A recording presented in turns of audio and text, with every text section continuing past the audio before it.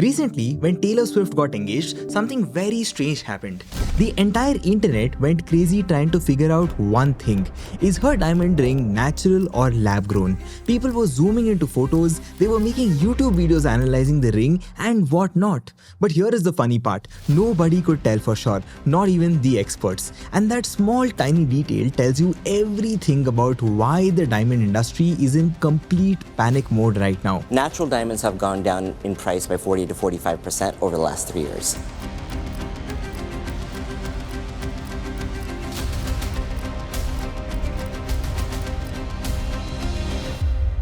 Because if you think about it, if even experts cannot tell the difference between a 50 lakh rupee natural diamond and a 10 lakh rupee lab grown diamond, what does it really mean for the rest of us? I'll tell you what it means. It means that the biggest marketing story of the last 100 years is finally falling apart. I just love finding new places to wear. Diamond. Yes. It's overwhelming. Will you marry me? Diamonds are a girl's best friend. See, for many decades, we have been told that natural diamonds are special, that they are rare and that they are worth spending lakhs of rupees on. Your parents believed it, their parents believed it, and maybe even you believe it. But what if I told you that this entire belief was manufactured? That one company literally invented the idea that diamonds equals to love, and that they did it so nicely that even today, when science has made diamonds in a lab that are exactly the same, people still argue about which one is real. A lab-grown diamond and a $25,000 2-carat natural diamond.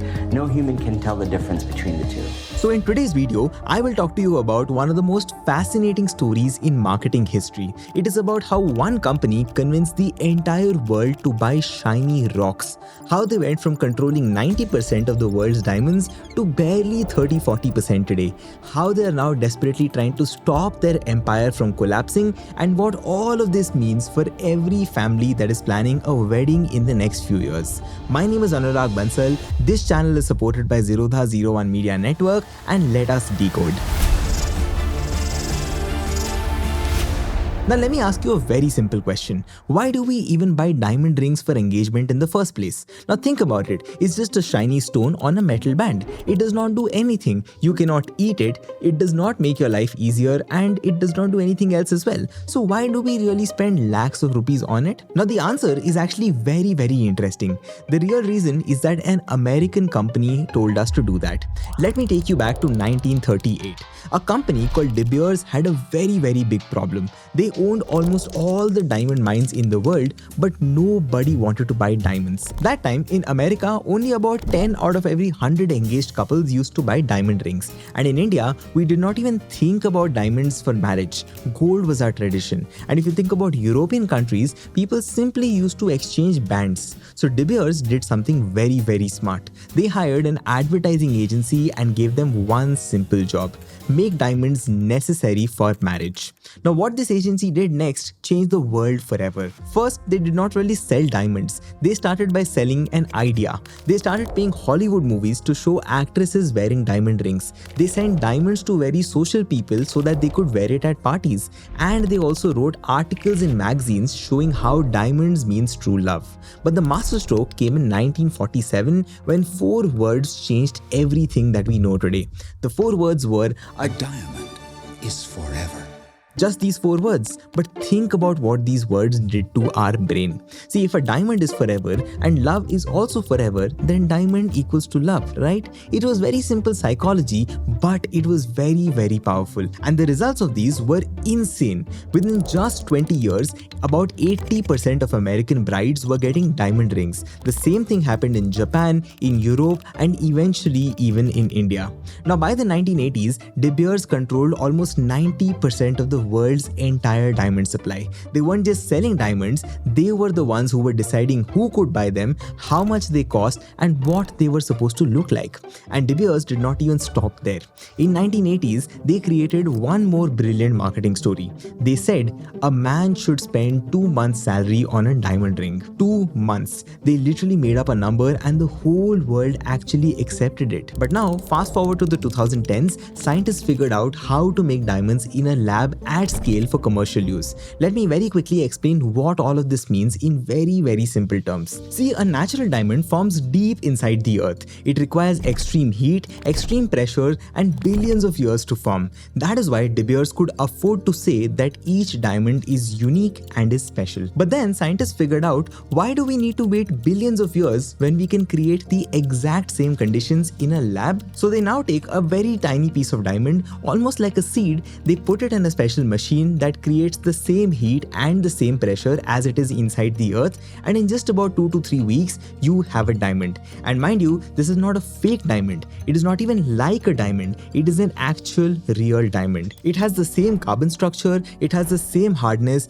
and it even has the same sparkle. In fact, it is so similar that if you took a natural diamond and a lab-grown diamond to a jewelry shop, they would need a special kind of equipment just to tell the difference for sure. And even if they do that, the only difference that they would eventually find is that a lab-grown diamond is way too perfect to be natural. Now, when lab-grown diamonds first came out, De Beers and the entire natural diamond industry started to laugh at them. They called them synthetic, artificial, and not real diamonds. But here is what they did not really understand. Young people did not care about what they were called. They only cared about one thing, and that was, why should I pay 5 lakh rupees for a natural diamond when I can get the exact same thing for less than half the price? And by the way, this was not just about price. Young buyers also started asking uncomfortable questions. They started asking things like, where did this diamond come from?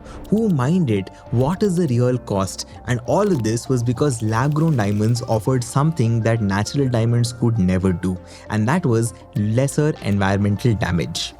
For each diamond that comes out of the earth, there's 1 ton of dirt displaced. That's not the case with lab-grown diamonds. People will be looking more towards lab-grown diamonds, and that is where a big boom in the lab-grown diamond industry is going to happen. Now, what's really interesting over here is how traditional Indian jewelry giants are also being forced to react to this change.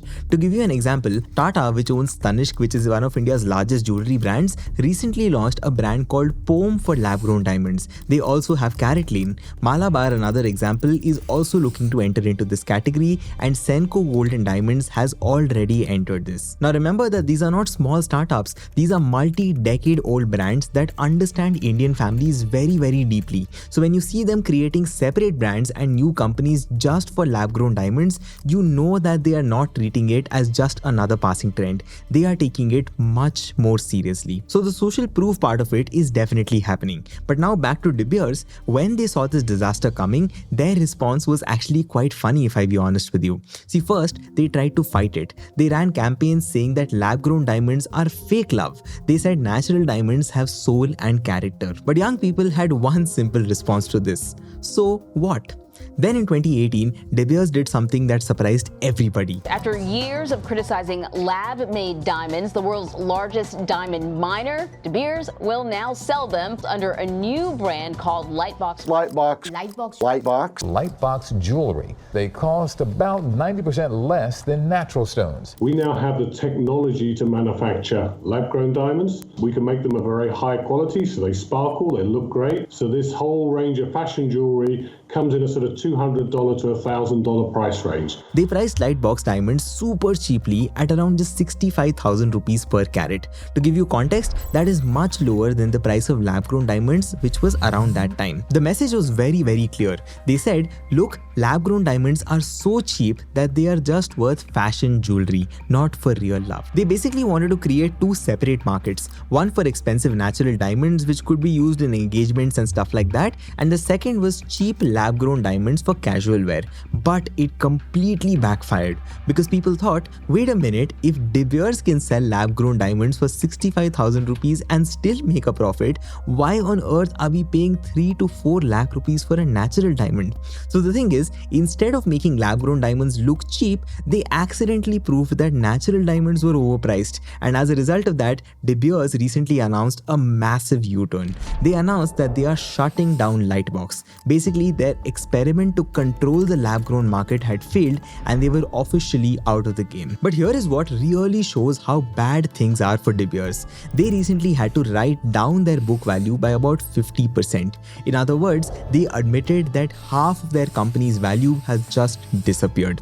Now, these numbers are proof that beliefs about natural diamonds are changing faster than anyone had imagined. But anyway, the thing is, all of this is not just about diamonds. It is about something that is much, much bigger. See, there is a new kind of flex or show off that is emerging in Indian society. See, earlier the show off used to be, look how much I spent on this diamond. But today, increasingly, the flex or the show off is becoming, look how smart I was. I got the same thing for 70% lesser. And that small shift in mindset is what is really killing the natural diamond industry. It's not really the price difference only, but the fact that choosing the cheaper option is no longer so embarrassing. It is actually something to be proud of in a lot of places. And once this perception shift, honestly, there is no going back. So now the question is, what does all of this mean for people like you and me? See, if you are getting married soon, here is what you need to know.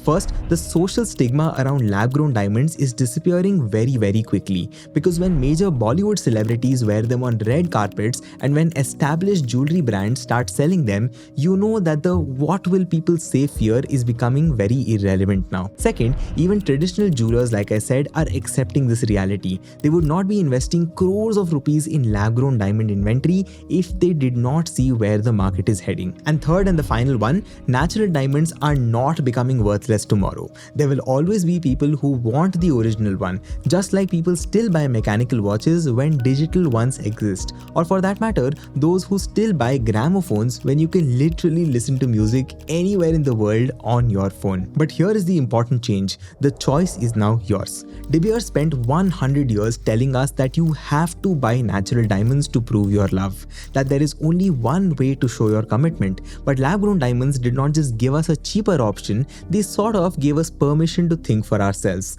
Now you can spend 5 lakh rupees on a natural diamond, that is completely okay. But you can also spend 1 lakh rupees on a lab-grown diamond and the remaining 4 lakh rupees on something else, that is also okay. And you can also skip diamonds entirely and buy gold like just your grandparents did. That is also perfectly fine. It's just that the monopoly on how to show love is now broken, and that is the real disruption that I am talking about here. De Beers' famous line was, "A diamond is forever," but they probably forgot one thing: nothing is forever. Not their monopoly, not their marketing, and definitely not the belief that love needs to be expensive. That's all for today's video. If you are planning to buy a diamond, whether it is natural or lab grown, I would love to know how you're thinking about this. And if you've already made a choice, I would also like to understand what convinced you to do whatever you did. Please drop your thoughts in the comments and I would love to have a chat with you. And if you found this case study useful and insightful, please do subscribe to my channel for more such case studies around marketing, consumer behavior and businesses, because I promise you there is a lot more that's coming here. I'll see you in the next one. Take care and goodbye.